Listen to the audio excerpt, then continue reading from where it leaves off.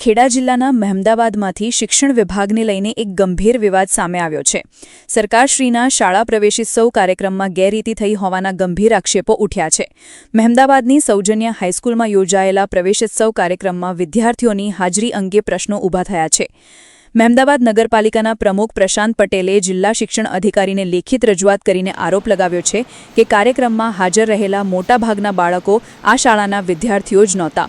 માત્ર 5 જેટલા વિદ્યાર્થીઓ શાળાના હોવાનું અને બાકીના બાળકોને માત્ર કાર્યક્રમમાં ભીડ અને દેખાવ કરવા માટે બહારથી લાવવામાં આવ્યા હોવાનું રજૂઆતમાં જણાવાયું છે। માત્ર એટલું જ નહીં, શાળામાં વિદ્યાર્થીઓ માટે પીવાના પાણીની પૂરતી સુવિધા ન હોવાનો પણ આક્ષેપ કરવામાં આવ્યો છે। સાથે જ કુમાર અને કન્યા વિદ્યાર્થીઓ માટે અલગ અલગ શૌચાલયની સુવિધા ન હોવાની ફરિયાદ પણ રજૂઆતમાં કરવામાં આવી છે। સરકાર દ્વારા શિક્ષણને પ્રાથમિકતા આપવાના દાવાઓ વચ્ચે જો આવા આક્ષેપો સાચા સાબિત થાય તો તે સમગ્ર શિક્ષણ વ્યવસ્થા માટે ચિંતાનો વિષય બની શકે છે। આ મામલે જવાબદાર સામે કડક કાર્યવાહી કરવાની માંગ સાથે જિલ્લા શિક્ષણ અધિકારી સમક્ષ રજૂઆત કરવામાં આવી છે। હવે સમગ્ર મામલે શિક્ષણ વિભાગ કેવી તપાસ કરે છે, આક્ષેપો કેટલા સાચા સાબિત થાય છે અને જવાબદારો સામે શું કાર્યવાહી થાય છે તેના પર સૌની નજર રહેશે। સૌપ્રથમ સાંભળીએ જિલ્લા શિક્ષણ અધિકારી કલ્પેશભાઈ રાવલ શું કહી રહ્યા છે। બાઇટ કલ્પેશભાઈ રાવલ, જિલ્લા શિક્ષણ અધિકારી। જિલ્લા શિક્ષણ અધિકારીનું નિવેદન સાંભળ્યા બાદ હવે જાણીએ આ સમગ્ર મામલે સૌજન્ય હાઈસ્કૂલના આચાર્ય તેજસભાઈ બારોટ શું સ્પષ્ટતા કરી રહ્યા છે। બંને પક્ષોના નિવેદનો બાદ હવે સમગ્ર મામલે તપાસના પરિણામ પર સૌની નજર છે। જો આક્ષેપો સાચા ઠરે તો જવાબદારો સામે શું કાર્યવાહી થશે અને જો આક્ષેપો પાયાવિહોણા સાબિત થાય તો તેની પણ સત્તાવાર સ્પષ્ટતા થવી જરૂરી બનશે। ફિલહાલ જિલ્લા શિક્ષણ અધિકારીને લેખિત રજૂઆત કરવામાં આવી છે અને હવે શિક્ષણ વિભાગના આગામી પગલાંની રાહ જોવામાં આવી રહી છે। મારું નામ તેજસ બારોટ છે, આચાર્ય છું સૌજન્ય હાઈસ્કૂલ મહેમદાવાદ ખાતે। સૌજન્ય હાઈસ્કૂલમાં છેલ્લો શું પ્રોગ્રામ થયો? છેલ્લે 23મી જૂન કન્યા કેળવણી અને પ્રગતિનો પ્રવેશોત્સવનો કાર્યક્રમ થયેલ છે। કોણ આવ્યું હતું એમાં? આ કાર્યક્રમની અંદર મહેમદાવાદ નગરપાલિકાના નગરપતિ શ્રીમાન પ્રશાંતભાઈ પટેલ સાહેબ આવેલા હતા। પ્રશાંતભાઈ પટેલે એક અરજી કરી છે કે આ સ્કૂલમાં ભૂતિયા બાળકો છે અને જે રીતના ત્યાં આગળ જે બાળકો હતા તે બાળકો પણ ભાડે લાવવામાં આવ્યા હતા, બીજેથી બોલાવવામાં આવ્યા। શું કહેશો? આ શાળાની અંદર ધોરણ 9 અને ધોરણ 10ના રજિસ્ટર નોંધાયેલા વિદ્યાર્થીઓ અભ્યાસ કરે છે।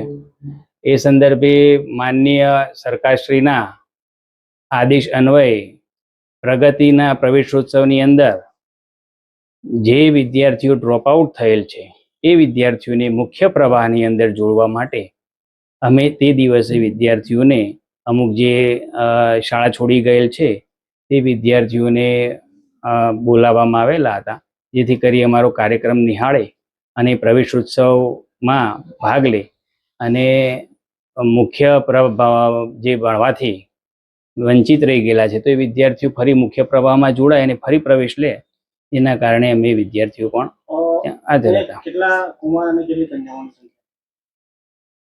એમાં મારા અત્યારે 2 મિનિટ આચાર્ય જો તમે એટલે મારા મોઢા તો ના હોય, મારે જોવું પડે ને મારે અત્યારે બાળકો માટે અલગ અલગ બાથરૂમની વ્યવસ્થા નથી, પીવાના પાણીની વ્યવસ્થા ના, પીવાના પાણીની વ્યવસ્થાની અંદર એવું છે કે અમે અહીંયા મિનરલ વોટર જ મંગાવીએ છીએ સીધું। મિનરલ વોટરના 4 થી 5 જગ અમારા રોજ અહીંયા નિયમિત અમે ઉતારતા જ હોઈએ છીએ। વોશરૂમમાં કન્યાઓનું છે, બાજુમાં છે જ, બરાબર છે, ને કુમારોનું આગળ છે। એટલે તમારો કહેવાનો મતલબ એવો છે કે જે પ્રશાંતભાઈ છે તેમની જે અરજી કરી છે, જે એક્સેપ્ટ કર્યા છે, પાયાવિહોણા છે। એટલે માનનીય પ્રશાંતભાઈની કોઈ આ અંગે થોડી ગેરસમજ હોય એવું મને લાગી રહ્યું છે, પરંતુ હવે એ તો તમે એમને સમજાવવાના પ્રયત્નો કર્યા હતા? સમજાવવાના પ્રયત્નો કરેલા હતા કે ભાઈ આ વિદ્યાર્થીઓ આવા છે। ધોરણ 9માં જે પ્રવેશ લીધા હતા, જે એમના હસ્તે એમને પ્રવેશ અપાયા હતા, એ બિલકુલ વિદ્યાર્થીઓ નિયમિત છે અને આવેલા પણ। મહેમદાવાદ નગરપાલિકાના જે પ્રમુખ છે તે પ્રમુખ દ્વારા એક ફરિયાદ કરવામાં આવી છે કે એમની જે સ્કૂલમાં ગયા હતા અને સ્કૂલમાં ક્યાંક ને ક્યાંક ભૂતિયા બાળકો